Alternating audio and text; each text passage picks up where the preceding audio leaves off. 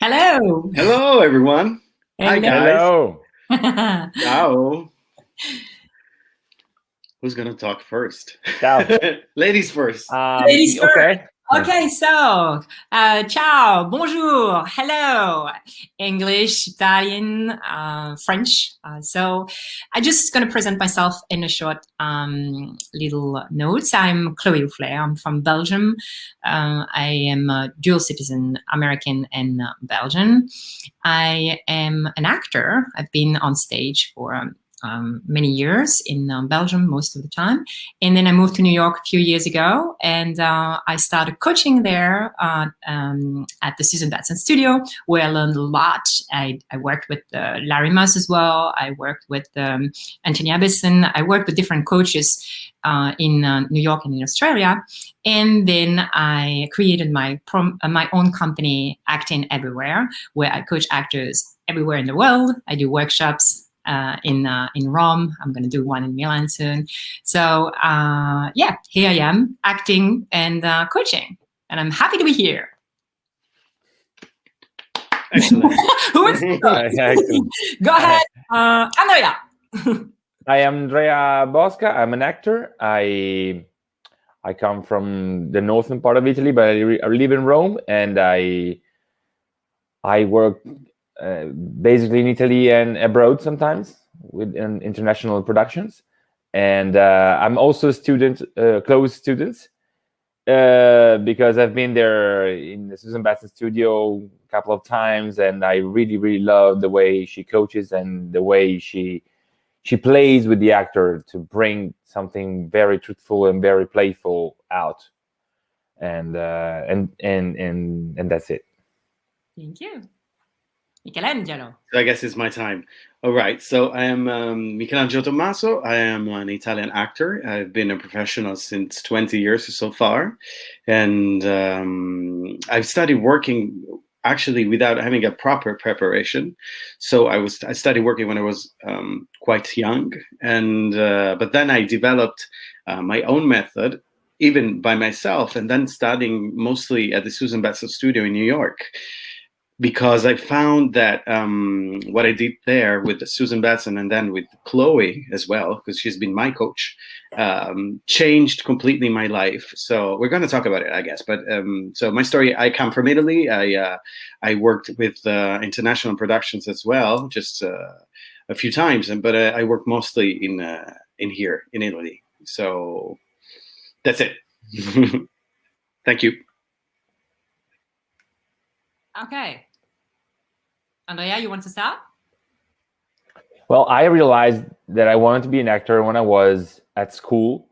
I was 12, and I saw there was a guy coming and working with us in the afternoon, just a couple of hours per week. But that was amazing because he was a real actor that studied in a proper school and somehow moved in my little countryside town, and that was amazing because he introduced us, all of us, to a world that,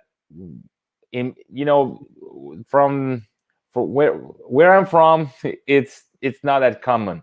So I was totally in love with theater, and basically for 10 years I just wanted to do theater and play there. But then I discovered also the truthful way of expressing yourself in front of the camera as well. Because let's say that back in the 80s and the 90s, theater in Italy was still the thing that you will act like this, and you know those things that we're performing basically. But then I also realized that there is something else, and it reconnected me to the feeling that I had when I was a kid. That was pure love, freedom, flow of emotions, and something like that. So that's my first love, basically. And for you, Michael? Well, I always kind of knew that I was going to be an actor because my father works in music. He's a musician, and so I grew up with people playing pianos and violins and everything around me. And but my first love was music, but then I realized that that was not fulfilling myself completely.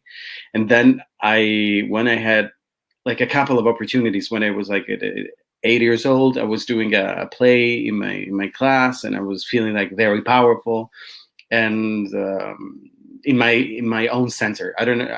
That's what I felt. I felt like it was doing something really good for me and for my way to express myself. And then when I was 16 years old, I studied a course at my high school, and I felt something really special. I felt like powerful, free, and happy. And when you're 16, feeling happy is a great feeling. It's a great feeling all the times. But when you're 16, you feel like you're doing something right, and then that feeling has always been with me all the time. And then I felt that was going to be my career. Even though I thought that I was going to be a lawyer for a brief moment of my life, but then destiny, universe helped me a little bit, giving me some opportunities here and there, and lead me and put a light on my path. That's the way I put it. Right. It's funny that you mentioned the fact that you were happy, because it's really something that, as a coach, starting coaching, I realized there was a lot of people who needed to find the joy back, and actors who were like trying to act but not in a full joy. And that's where I really based my coaching, to free your instrument and to recall this little kid inside that could allow you to play and express yourself fully. And as an actor, when I started pretty late. I was 24, something like that, compared to the people who were in drama school. I started in drama school in the conservatory in Belgium, but and I was on stage all the time. Like you, Andrea, my background is really like stage. I really loved stage, and Belgium didn't have a lot of television and film at that moment. It's getting much better now, but so I was not really in touch with the television industry at that moment. Stage was really the place to be. Yeah. And when I moved to New York, I discovered a totally different field in that, and helping actors to be able to have access to that, as much as me being able to be in a more wilder field, but also seeing other actors from everywhere in the world being able to have access to their own freedom to act. That was pure joy. It's really reconnected with this 16 years old that is super happy to play. That's acting, right? What it means to be an acting coach. Means to be an acting coach, in my opinion, I'm going to give you the words too, is helping actors to tell a story and to be in their full potential where they want to act. So they get a script, they got a role that they want to play, but they don't exactly know how to be in their full creativity. And so working with them, I allow them to find what is connected with their own truth and bringing that to the character. Because in reality, only what we do is creating human being with another story than us. So we bring what is inside us to tell a story that will touch all the people. So it's helping actors to be successful in their own dream. And what is an acting coach for you guys? I have to say that you can find different coaches in your career, and sometimes you feel the connection with someone that will bring you to another level, just because they know how to make you feel committed to something, in the same way also very comfortable, which is a very, very, very difficult topic, because comfortable is not the goal that we want. No. It's it's the opposite. It's to go with another kind of flow. But to me, there is a deep human level has to be bonded at the very beginning of the dialogue with this person. And so you know that this person, for example, can be strict but will never hurt you just because of fun or power tripping or whatever, because you put your heart, and sometimes is also your insecure heart, in the hands of someone else, and you want to go to war with these people, and you know that you have their backs, and they have yours. So basically what I'm saying is that it's a very deep bond that connects the actors and the coach. And for us, this means freedom. Like, this means that we can risk, we can jump, we can do whatever, and there is someone you really deeply respect. So the respect is the base. We love the same thing, we have the same task, we want to tell a story full potential with all our heart. And so you're gonna find a person that allows you to do that. And let me add just one more thing, give you the tools to be on your 100% on set or on stage, not depending on this person. Yeah. Not depending on this person, because you have to be like free and independent, so you can carry on your discovering your risks also alone. But sometimes you will feel the need of reconnect with this person or prepare your role for that. And this is a dialogue, you know, again, another world. It's like, this is not the person that will tell you what's wrong and what's right. It's the person you've chosen to explore. And in this way, I feel like you have a commitment also to the fact that you have to bring your stuff. It's not just their task to bring this stuff out of you. You know, it's like, I think when you're even and you're equal, you know, you feel like you're working with an actor, someone who really did it, someone who lives by the same rules of respect, love, and hard job, hard work. And for you, Mikey? Well, for me, it's more.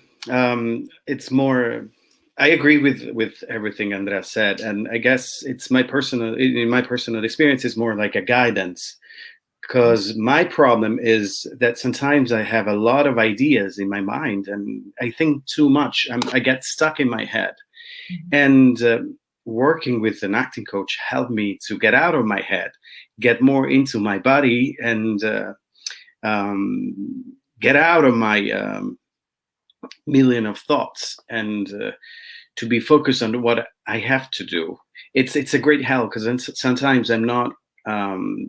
I confuse myself with a lot of, because I want to do more than what I have to, and so it's a help. It's a guidance, and helped me a lot to cross my limits, because I happen to be my biggest friend, my best friend, and my best enemy sometimes. Yeah. And working with an acting coach helped me to see when I'm not doing things on my side. Let's put it this way: when I become too much dangerous for myself as well. So it's been a great guidance for me, and it's a dialogue as well. It's not something, I don't get imposed anything. It's just more like, be careful.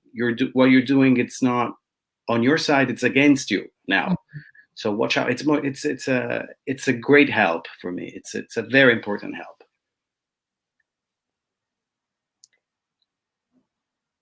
What is acting for you? Oh. Who wants to answer that question? Acting. Okay, I'm going to answer just one question. What is acting for me?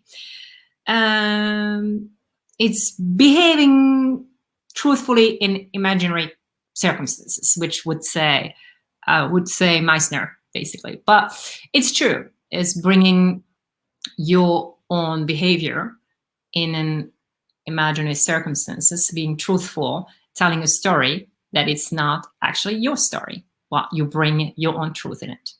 And is acting is coming from playing. It's fun. It's creative.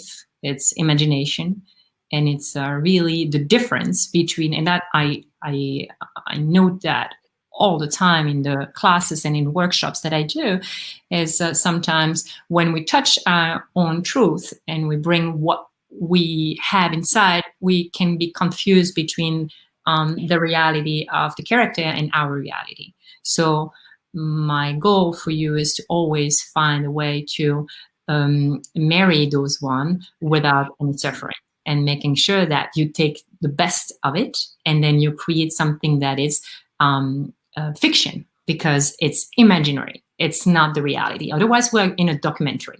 So that's what acting is for me. I would definitely go to the Meissner definition of it, because I think it for me is also like a new discover, and I love it very much. That kind of technique changed me a little bit, but I think I included the whole process into my career and my personal research. I think that, yeah, acting is an ability to be truthful in the moment, in a set of circumstances, imaginary circumstances. This is a great definition. I mean, every bit of this works, and it works basically for every kind of method you're gonna apply, because I think that acting, in a way, is like to be truthful. We love actors that are moving and real and very interested to something, because attention is a way of loving something. So they are stars because they have this huge energy, focus on one thing, and still they are there. Like in a way, they are also, as you said, in an imaginary world. So this is incredibly amazing. It's like, how can you be truthful in this fiction?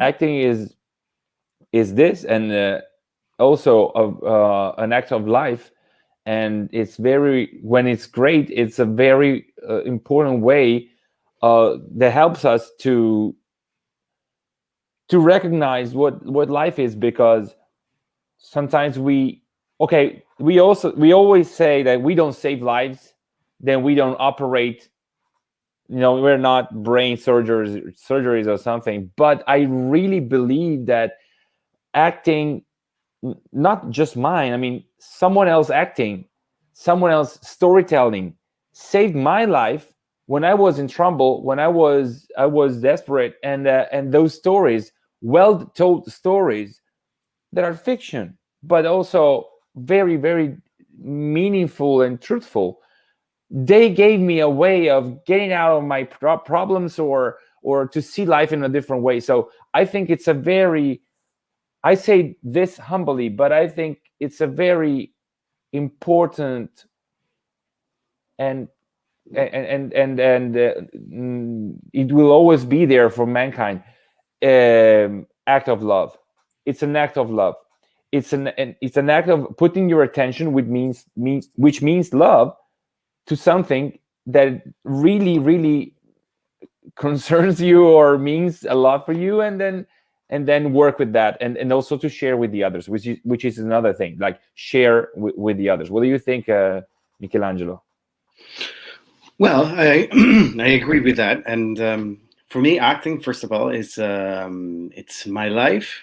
It's becoming day by day my life even more, and acting saved my life because I've been able to live truthfully under imaginary circumstances. Because when I was living, it's my personal experience, but I had like real problems being fully truthful in my life because I was not feeling myself for 100%. I was really conditioned. I can say, like, I was not in a real contact with my deep feelings. So through acting, I found out what is my truth and how to be truthful on stage and on a set, and even in my life. I learned how to live moment to moment for real, like but through acting. So it's been a great help for me for my personal balance for my life. And I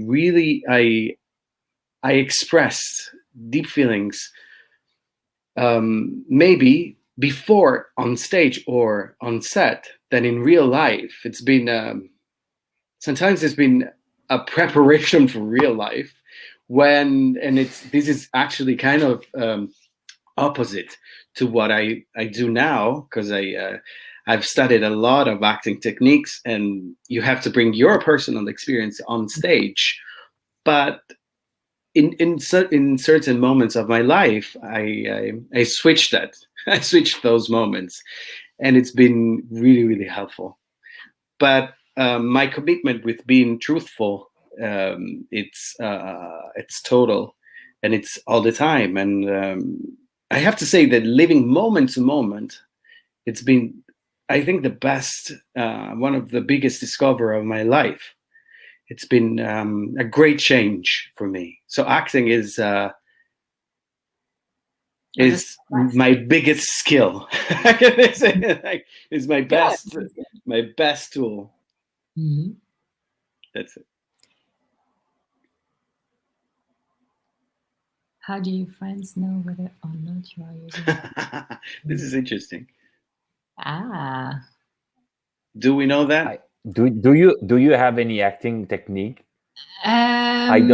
I don't in life, in real life. How fun is that question? Because we have public personas. Yeah, we have public we persona. Do have public persona is the thing that you. But everybody has it. Like everybody, we all do. Everybody acts like they wanna impress you, or they want to turn you down because they have their own reason or whatever. So they act in a way. But I would say that I have to say I don't use any acting technique. But there is one thing now I observe, now I get it. It's very difficult to fool me, because being truthful and honest, I can sense immediately. This is the thing that most of the people, they don't understand, that we are pure-hearted in a way, very delicate, and That's true. Basically we want to stay in the truth that we found it.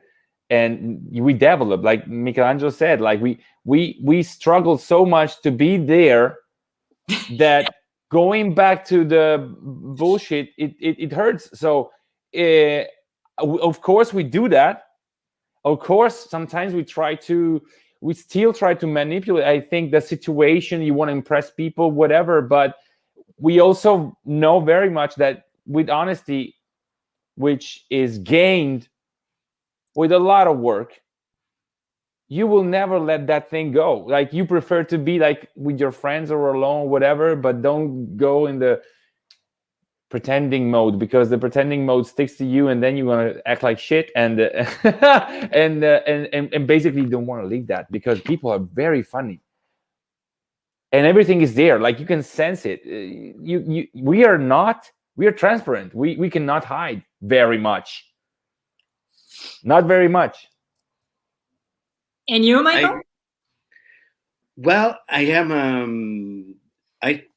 I dare to say that I'm a very sensitive person, so I feel when a person is phony in front of me very quickly, and I don't know. Actually, I have a few friends who are actors, but real friends. I mean, I know a lot of actors, but my real friends are mostly not actors, and I personally don't like phony people. I'd rather be by myself or with my family instead of being like surrounded by phony people. It's very hard. It's one of my biggest limits, because sometimes I should be more able with public relation in show business, but I often like try to try. I end up like in a kind of a corner, like being like, yeah, hi, like I'm not very good with like with public person. I don't know how to say, like I realize when a person is phony with me, and I try not to be that with my friends and with everyone. All right, let's put it this way. What about you, Chloe? Well, I've been somehow working and mastering the truth since like years now. So it has no joy for me to be to working to be in acting technique in front of my friends. It's more the opposite, actually. Like you said, guys, it's like I've been working so hard to find out the truth and to make sure that people could be authentic in front of me. And I work with them all the time, that when they are not anymore, it hurts me and I don't want to be around. So my friends know that I'm authentic with them, and it's really a gift, I think. Well, you say the truth very strict, like you're very blunt. It's like, that's bullshit. I'm a bullshit seeker. Yes. Is it true that it's difficult to have sex scene? How does it make you feel? Oh, wow. Okay. Well, sex scene. Yes. I mean, yes. It's not easy. I'm talking about that as a woman. I had two experiences very funny. I mean, one is in theater at the beginning of my career. I have a company in Belgium still running, and I had to do a sex scene, and the scene was in the kitchen, and I had to be really, and I was pushing that rehearsal all the time, pushing to not doing it. And then when you're really connected to your actor, and you really understand that your character has nothing to do with you, you start to put the energy of the character, what the character is living. It's not you. It's a costume that doesn't belong to you. It's your own. You are in service of the actor. You allow yourself to really go for what you have to go. The only thing is, I always refuse to go to anything where I did not feel protected and respected by the writer and the director. If a scene is not justified, I always say, no, thank you. But if the scene makes sense in the play, it's written, it's clear, or in the film, then it's a communication. And it's a communication. It's working with the actor you have to work with. It's working with the director, making sure that everything is respectful and caring. And I worked in a very sexual scene in the last short movie I did, and the director was absolutely fantastic because she made us rehearse, and she allowed us to really create the movement. We had to understand our animals, making sure that we felt each other. We knew where were the boundaries, what he wanted to accept, what I wanted to accept, and then it's a dance.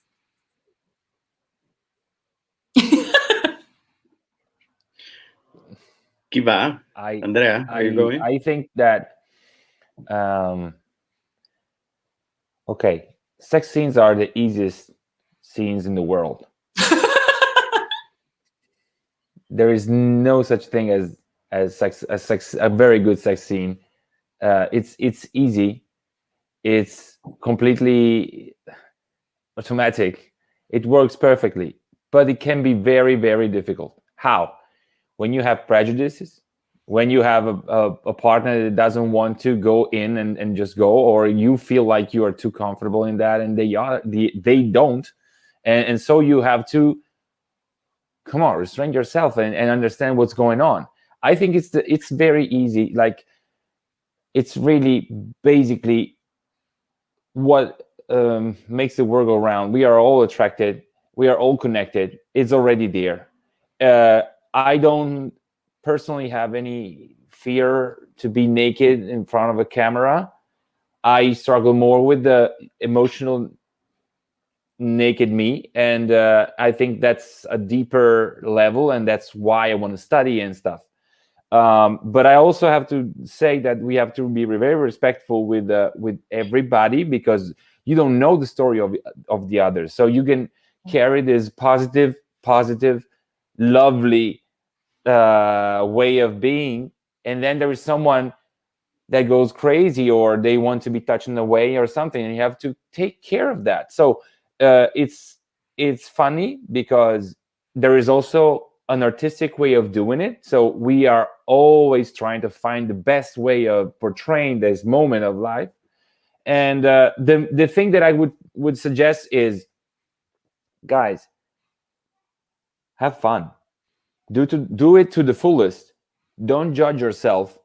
If you do it very well, you're gonna do it 1 or 2 takes, and that's it.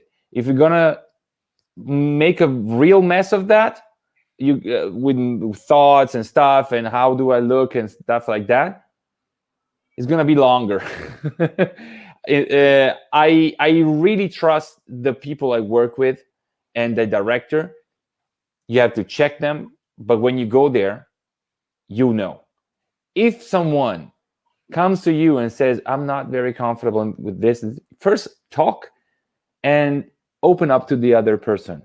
And yes, it's very exciting. Yes, it's very it's something I cannot lie. I mean, I also like it, but it depends on the story. It has to serve the story, as Chloe said. And if someone is striving with this kind of scenes, remember that maybe this person will help you in a scene that you're striving with. So it's taking care of the others, and there is no such thing as guilt or something like that, because we are doing a thing that is in the story, and it has to be done like it's written in the story, like with the sense written in the story. You don't take advantage of your partner. You don't do that because you love them. And if you have to rape someone in the scene, you have your own circumstances. This person has his own circumstances, and you go to the fullest as much as you plan to be, and you will do something that this person will react to, and that's it. But very, very, very respectful of the story and the person. Yeah.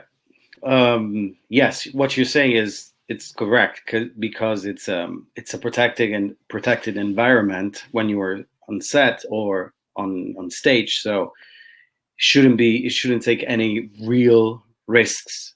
Can happen that sometimes you have a partner who could not be respectful, but sometimes, like most of the times when this happens, there's a way to stop this person.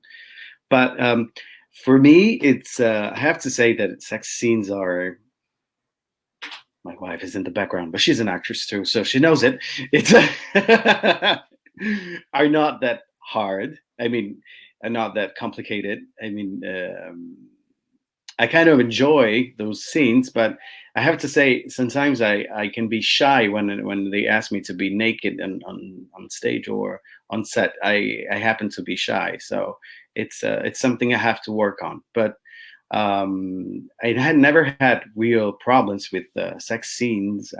Once I had to do a scene where I was working with an actress, and she happened to be my first acting coach, and so she was like 55 and I was 22, and we were lying naked on each other, and so they stopped us for like 10 minutes and we couldn't move, so we were there like fully naked, and we looking at each other and we were like, so how's life going? So, and we're like, okay, do you remember Love Actually, the movie, when they were doing like the stand-in for porn movies, and they were talking about supermarkets and traffic, and that was it. So sex scenes can be very, very funny as well. So, something really unexpected, because, you're not by yourself. So it's not you have to be private in public, but you're surrounded by 40, 50 people around you. That's so right. Yeah. you forget about them when you're shooting, but there's a moment when you realize that you're not completely alone, and it's something that can block you sometimes, but at the same time can make you feel protected as well. Yeah, so that's true. all right. I think my daughter is trying to enter in. Cloe, cosa pensi degli attori presi dalla strada con per Gomorra? Morra. Who can translate that? Okay, what do you think about actors in Gomorrah, which is sorry, my daughter wanted to. Gomorrah is, I don't know if you know it. It's a very popular TV show. It's based in Naples, and they hired a lot of actors from unexperienced actors. So they were like hired from streets for real. Oh, wonderful. That's the question. What do you think about actors hired on the streets for Gomorrah? We do that a lot in Belgium as well. I saw that very often, and even in films now. The reason why this is happening, I don't know Gomorrah, so I don't know what you should watch it. It's an amazing TV show. Okay, I think it's a great series. But what I know is there's a truth there. It's a pure raw truth. And my own difficulty when I came from stage, working a lot in theater in front of a lot of people, when I had to reduce that and come in front of a camera, I had a little bit of a theatrical thing going on, and I was not just me. I was creating things because I was used to stage and costumes and things. And so I really worked on reducing that and bringing that to a simple fact, to be myself in front of a camera. And I think that's what directors find in the truth of someone who's in the street, is doesn't have the skill to create things with a technique that transform a little bit the character. Now, it's usually one shot. It's someone who can be cast just there, but it's not a creating character. So it's wonderful. That why not? It's part of the creativity of things, but it's not the same thing, in my opinion. I think it's I would almost said it's almost close to the documentary, because you take the person for who the person is versus someone who is playing a role that could be that person. But we're going there, yeah, absolutely.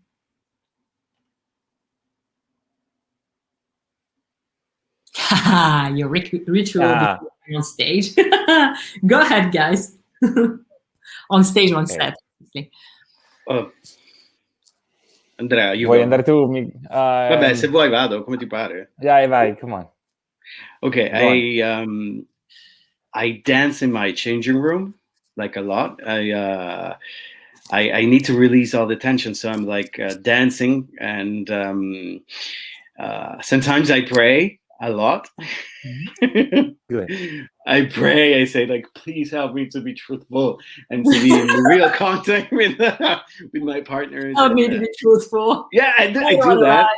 I'm very honest, and I dance. I happen to dance like especially I like dancing on cheesy music a lot, like terrible music with nobody would dance on, but I do like with terrible movements, which I give myself permission to do that. So I'm like fully like excited and energetic.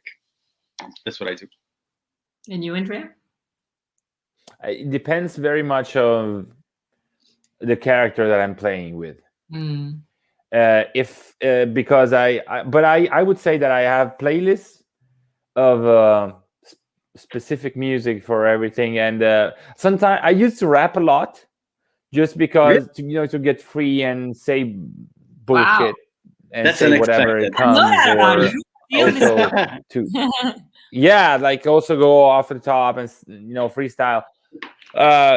I've found that dancing and moving is very useful.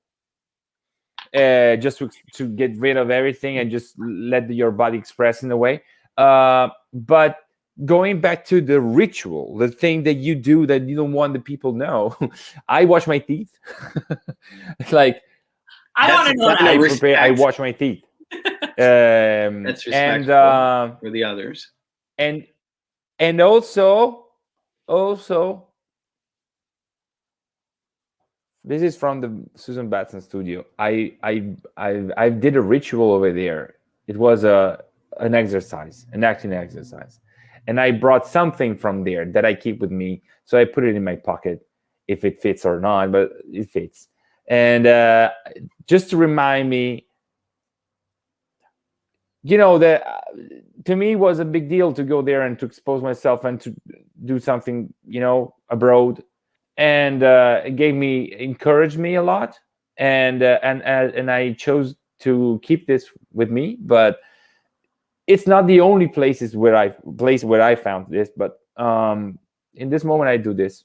In different stages of my life, I did very strange stuff. Like when I was more insecure of my personal acting instrument, I would pack a suitcase with stones and books and stuff. Wow. And I just brought it to the set like that. That's my suit, don't touch it. And they were like, what this guy is doing? Is like, I don't know, he has this suit, the suitcase, sorry. Mm-hmm. And I don't know, back in the days it was useful because I was like, this is my Dumbo's feather, like I use.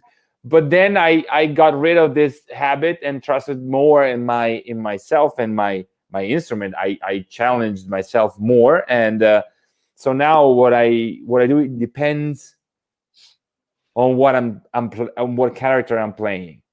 And sometimes I used to go in with something that can be related to this character, but also the opposite of that. Because also the opposite, sometimes it works. Like, do something also in the scene. It's a good thing. Try to do something with an obstacle or something that goes totally in another direction, which is just to be clear of the different ways of playing with something. So it changes. Sometimes a character would never do something, and you just try to express that part, and then you just go with something else. Improv question. All of you, please act Stella, like Stella. Stella. What is that? No. Stella Adler? Stella. Street named Desire. No, it's reminiscent. What is Streetcar Named Desire? Yeah. Is that? All right. That's what you're talking about, right? Street Named Desire. Yeah. Okay.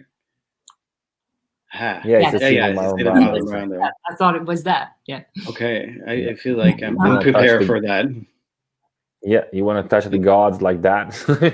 Yeah, come on. Okay, let's make a little bit of back history. So, are they fighting now? Is he trying to get her back? Is that moment? What is it? Like, okay, previous circumstances. Well, we need more information. He does it. It's just improvised. You have to. I have to go first. Yeah. Okay, it's gonna be. Okay. Moment.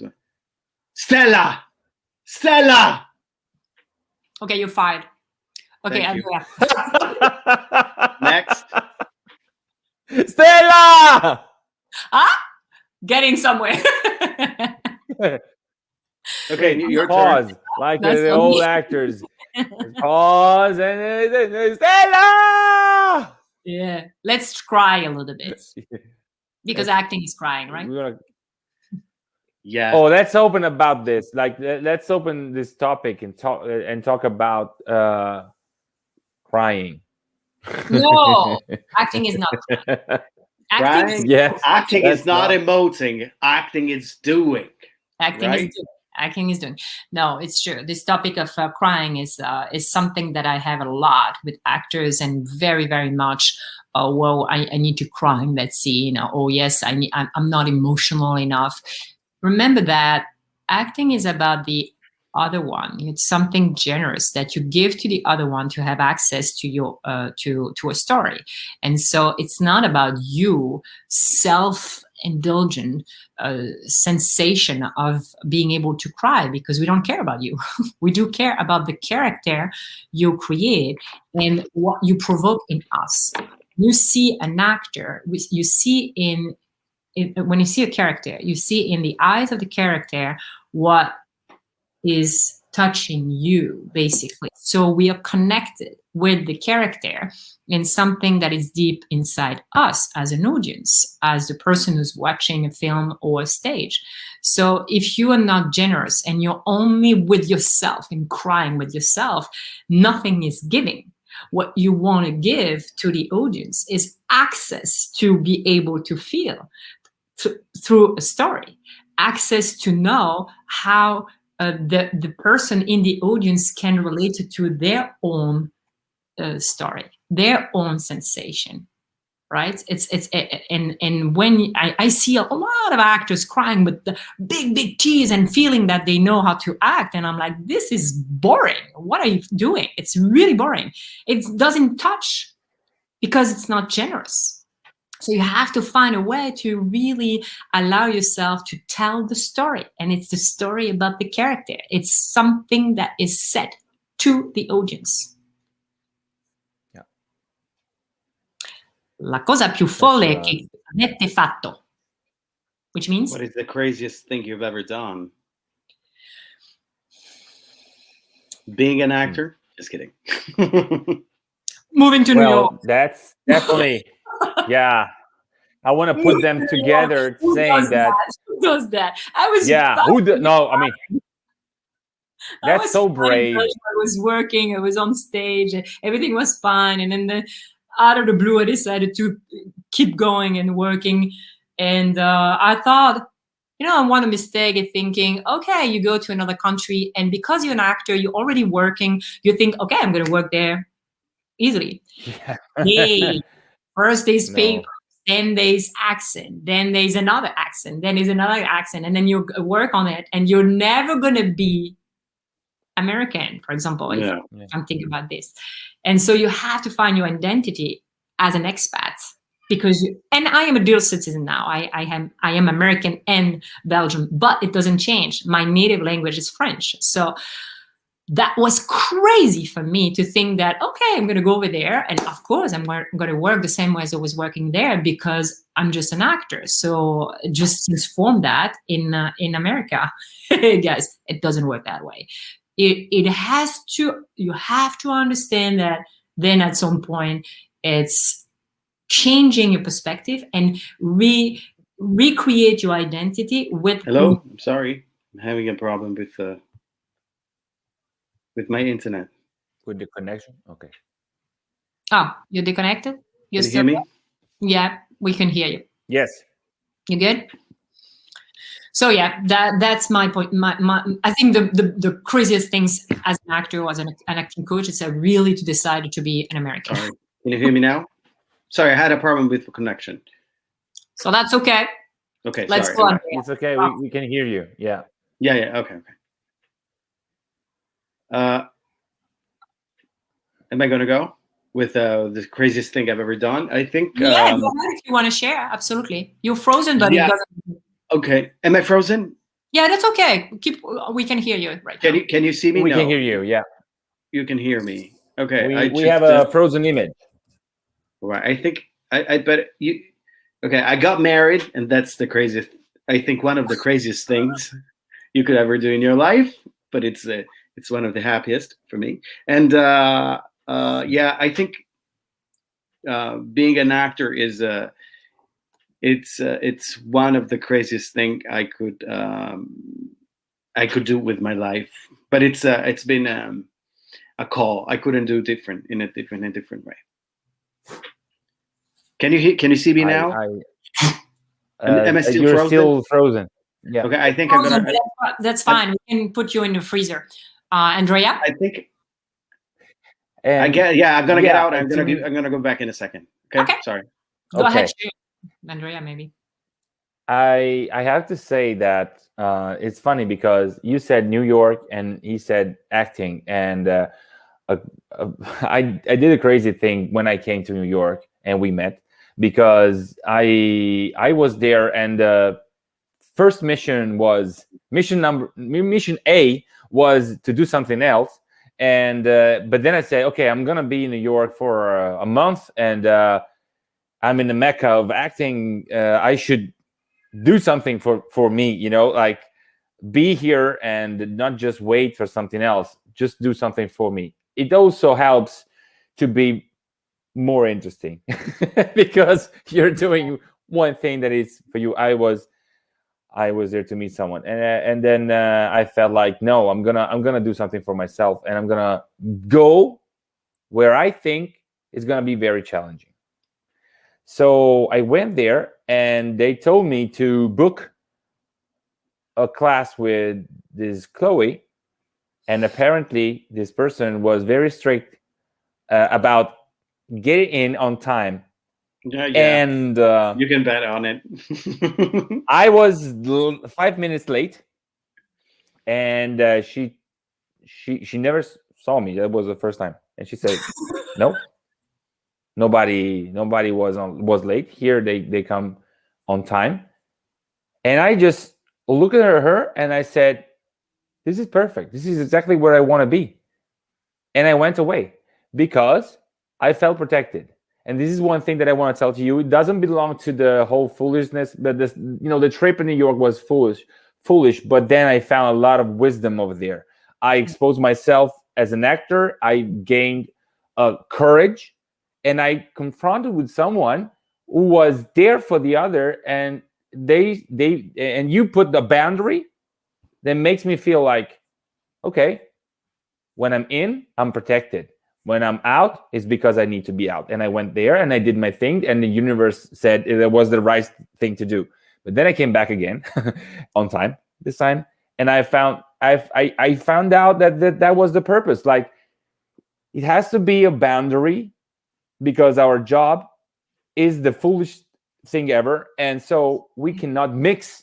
We have to be like clean in a way. Like, there is a moment to play, act, and the moment you go home and you get married, you know, you're with your family and stuff, and you wanna be very clear about that, which is mental health, heart health, and respect for the others.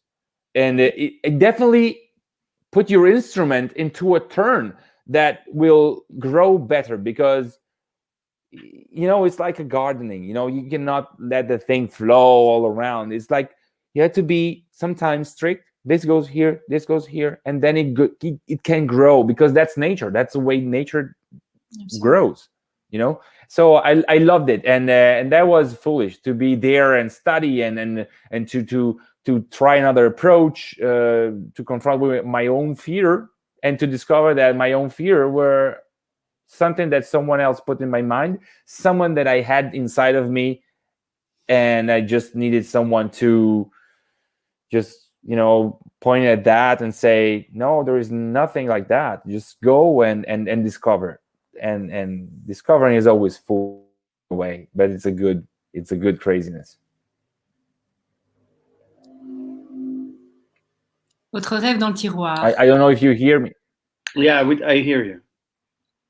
You were frozen for a second, but we hear you. Me or you? No, Andrea. Okay, no, because Votre rêve dans le tiroir. Votre rêve dans le tiroir. Si c'est une... The dream in your box, right? Yeah, you dream in a box. I don't know. For instance, something is just le fait de rêver.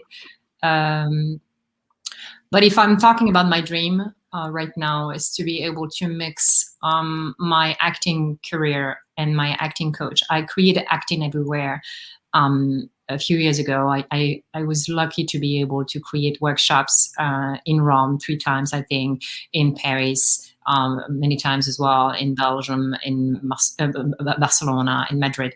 And I love it. Finding a way to go to the actors who don't have access to come to New York or to come to was really a joy for me. I was there for a week or two, and I was helping actors to get out of their comfort zone and create something new for them. It makes me cry of joy. It's just the sensation of knowing that the actors I love, because I love actors, I love acting, I love telling stories, I love the truth, and seeing those human being growing and expressing themselves and being able to refresh their own frame of acting was pure joy for me. So if I would talk about my dream, I would say keep doing that as much as I can, getting out of this bloody COVID situation and being able to travel and come to help actors everywhere in the world as much as me traveling to be on set, on stage. This is a dream life because I see different communities, I see different stories, approach, and bringing all that community together. And I love actors. I just love actors. I think they are vulnerable, fragile, human, and I kill them ego. So it's fantastic because with me, they don't have any place for the ego. So it's wonderful. So that's my dream, yeah. Your dream, maybe. I'm gonna go. My dream is sorry, I have a question. No, you're fine. You're fine. My dream is to move to New York and be a working actor over there. Even Los Angeles would be okay because you know I have part of my family who lives in Los Angeles, so that would be even better. But you know, that's my I keep on dreaming about it, even in my real dreams by night. We'll make it work, Mickey. We'll make it work. I will make it work. Yeah, you know, already. We already worked on doing workshops in Rome. We're going to do it in Milan, and we're going to create you coming here as well. That's going to happen. I agree with that. Andrea? Yeah, I have two dreams. One is to have a family, and one is to really my dream as an actor is to be full power, and that means that I would like to go on working in international project as well as very good movies in Italy. But I see this like this is the dream of my life.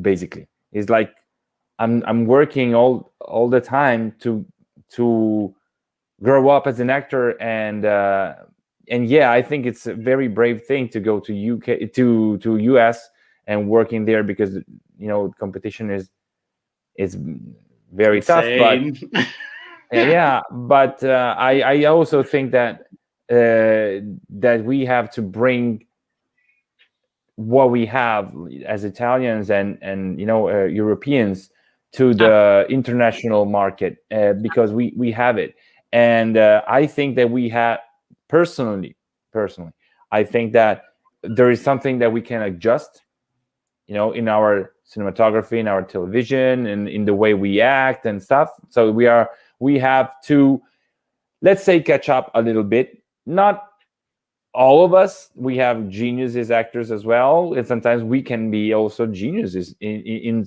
some, you know, moment of grace. But I want to expand that full power, and this is a path of growth, you know. So I'm working with you guys, with Chloe, with Michelangelo. I think step by step we're gonna go there, and someone did a very brave thing. Someone is dreaming about, you know, going there, and my courage will show up. Can you see me? Can you hear me? Tomorrow also. Yes, like today. Every time you go on set, you live in the dream. Yeah. Every time you're on stage, you can step a little. You can do a little step.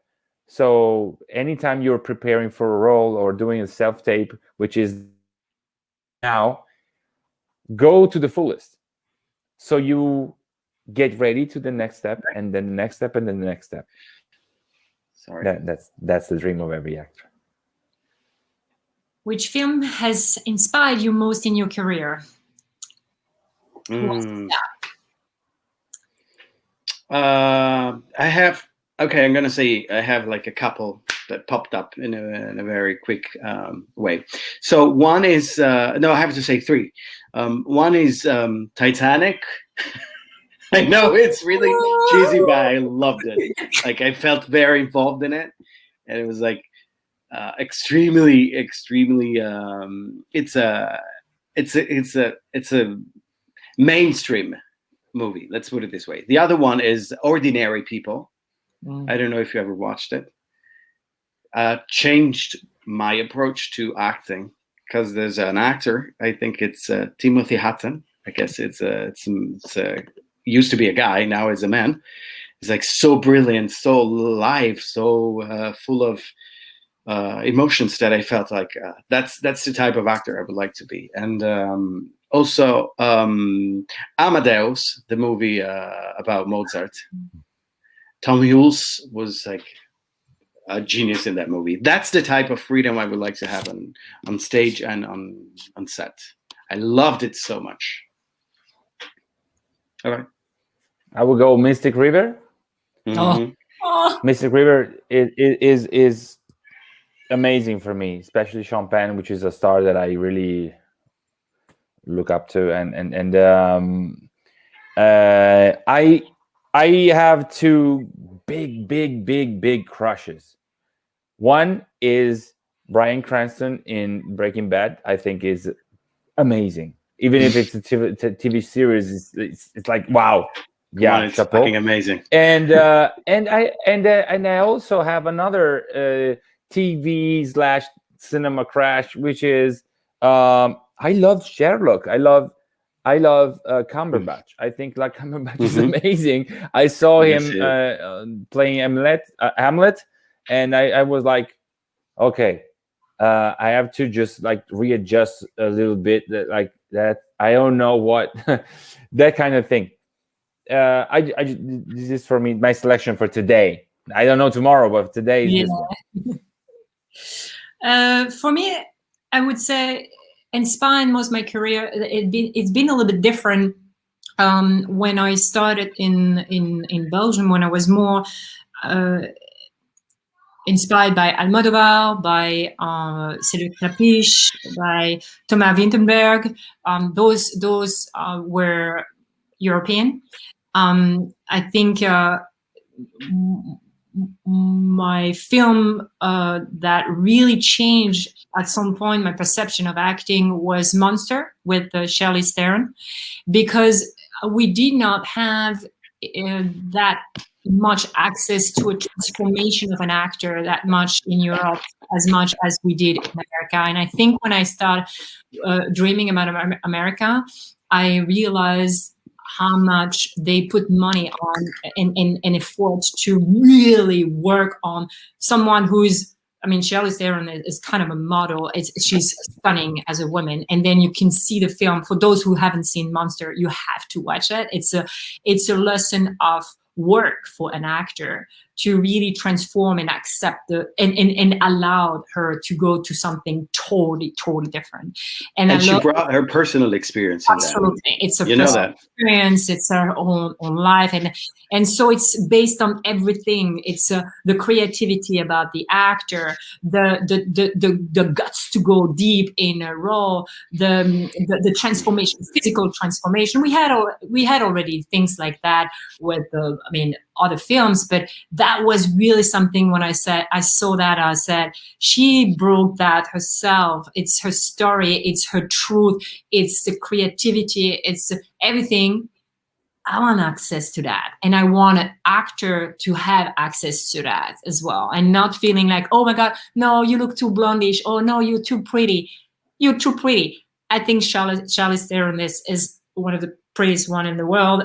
I mean, according to whatever we think, but she's a fantastic, beautiful future woman. I think she declared that she's on Tinder, right? Just But that's kidding. Just possible. wanted to say, you know, you can be beautiful. You can find. She was really determined to transform her, and that means that it's accessible. And to really create that, I really, now I have films like films from Thomas Vinterberg with The Hunt, or like, I really love films that are made with their own truth and own reality.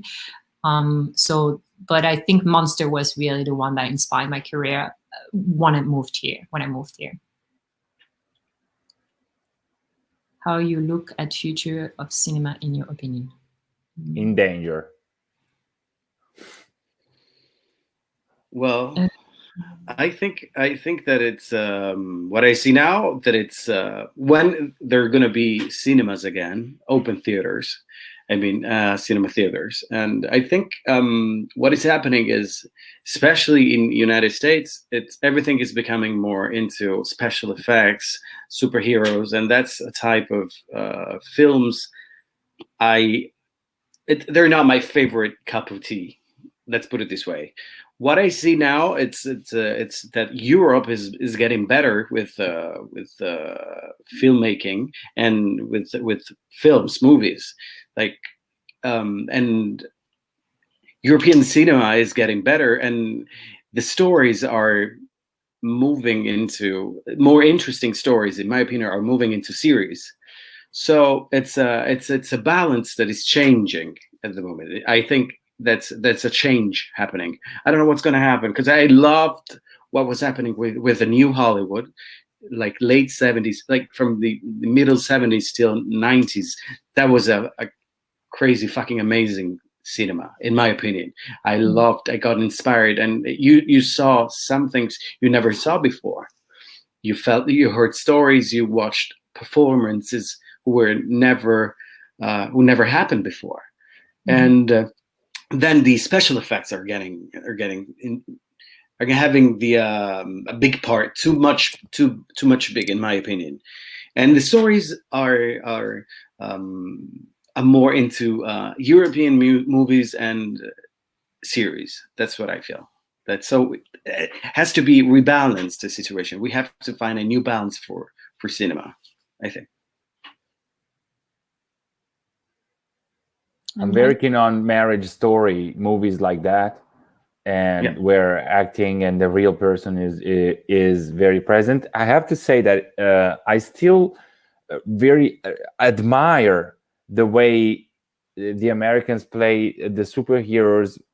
For example, Scarlett Johansson plays very truthfully anytime, and they are super real, but everything is how do you say that? Not ADR, green screen, stuff like that. You know, they can bring a lot of truth out of that, and that's amazing to me.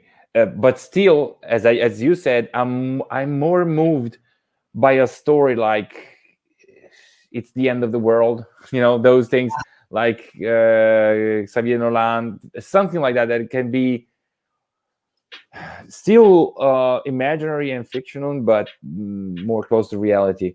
I don't know. It's like I say that we are in danger right now because of the fact that I have a big television here and I can watch a lot of things on these new channels and new broadcasters. But I think that going to the cinema and apply, you know, doing something with an effort, with the target. Let's go there. It's let's a choice. It's a choice. That's and do it with the others. You know, it's like in England, in America, they call it the theater because there is no difference between the theater and the movie theater. You know, we call it cinema or teatro. It implies a difference, but the thing is that you share something with someone for 2 hours, which is an imaginary, but it's very truthful, and it touches your heart. Meanwhile, it touched the hearts of everybody there. So I think this kind of expression has to be protected in this moment. And I want to go back to cinema after the COVID and whatever, because I really need that. I really need the theater. I need the kind of things that are they're real and allow me to be also more. I have to say that sometimes I disconnect when I'm at home. I look at something, but I cannot focus very well, for 2 hours. I like the ritual of going there and just You're focus. committed. Yeah, you can also do it, in your home, but it's another thing, it's another magic. It's another way of sharing. And me, I think it's for everything a question of choice and creativity. It's the way you want to approach your career, approach your work, approach the world. I think there will be big production. There will be change. Instagram has changed. TikTok, Facebook, all those things have changed, but you can still create what you want to create. You're not having a gun in your head thinking, oh, you have to do a certain way. And that's what I admire with a lot of director, creator. It's like when they decided to create whatever they want. Imagination is the key. I think my dad asked me when I was very young what was my favorite word, and I think it's imagination. It's really imagination. This is incredible. I want to tell you something. I watched a series which is called Anne with an E. Do you know anything about it? No. Pollyanna. You know the story of Anne with an E. It's on Netflix, and the main character is a girl who's 13 years old, and she reminded me of you so much. And she says my favorite word is imagination. Oh, it is. With that, you can do whatever you want. Whatever you want. I was crazy enough to have the imagination to think that I could come in New York. I did. I'm now a dual citizen. All those things are really, really possible with imagination, and it's belong to us to imagine what we could make possible. So it's time to say goodbye, I think. I think so. Time to say goodbye. So that was amazing. Guy, it was amazing. Good to see you. Good to talk to you. It was wonderful to have your opinion about this. I just want to share with the audience that I'm here if anyone wants to improve, grow, understand, discover. actineverywhere.com. I mean, I'm reframing my website right now, but you can email me at actineverywhere@gmail.com. And I do classes online right now because of the COVID. And I'm planning on coming in Rome and Milan, probably in June. We're trying to find a solution for June. We'll see with the COVID situation. But and I will be back in Europe, also in Paris and in Belgium. So, but reach out, and I'm happy to help and to see how you're going. All right. Okay. So bye everyone. Ciao. Ciao a tutti. Au revoir. Ciao. And good luck, guys. Keep going. Thank you. Thank you. Good luck to everyone. You're doing great. So love you, and thank you very much for joining us for this. It was a pleasure to have you. Bye, guys. Ciao a tutti. Thank you. Ciao. Bye-bye. Bye-bye. Thank you. Thank you very much. Bye-bye. Thank you, guys. That was amazing.